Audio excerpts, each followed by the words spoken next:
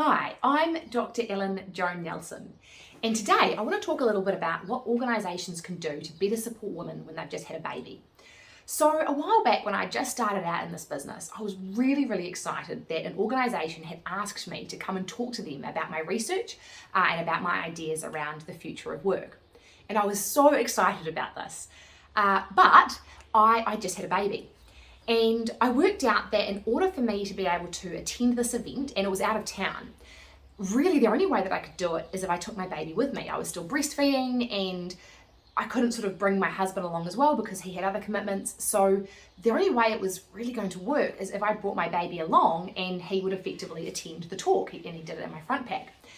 But I remember being so nervous about asking this person if that would be okay. And I look back and I think, here I am, this raging feminist. I'm trying so hard to make the working world better for women and also for working parents in a way that makes it better for everybody.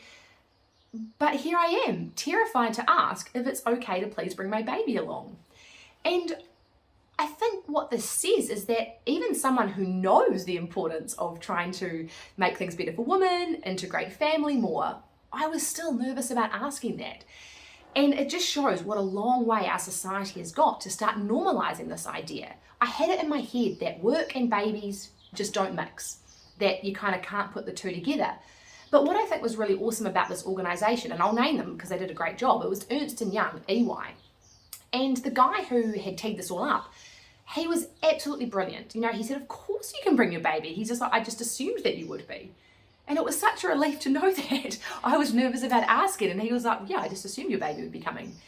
And what's more, he went out of his way to make sure that I felt really comfortable about the situation. So I didn't have to ask and kind of feel needy because that's the other tough thing, right? When you're a mum, you actually do need some special things. You know, I needed to have a place where I could change my baby's nappy, you know, kind of not in front of everybody and on a carpeted floor preferably.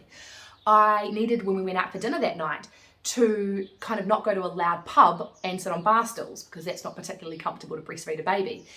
And I didn't really want to ask all this stuff because I didn't want to feel needy, which is so silly. Of course I should have felt confident to just say, this is what I need. But what I loved about EY, or particularly the specific guy who was running this, is he just asked me up front. He's like, I'll make sure you've got this. Tell me everything else you need and I'll make sure it happens. Without any dramas, made sure that I didn't feel bad about that in any way, shape or form. And I thought that was a really great example. So I guess my urge to more organisations is, if you have people in this situation, make sure you go out of your way to ask them what they need in order to make that work. Don't have people in a position where they feel kind of awkward or uncomfortable or nervous about asking what they need.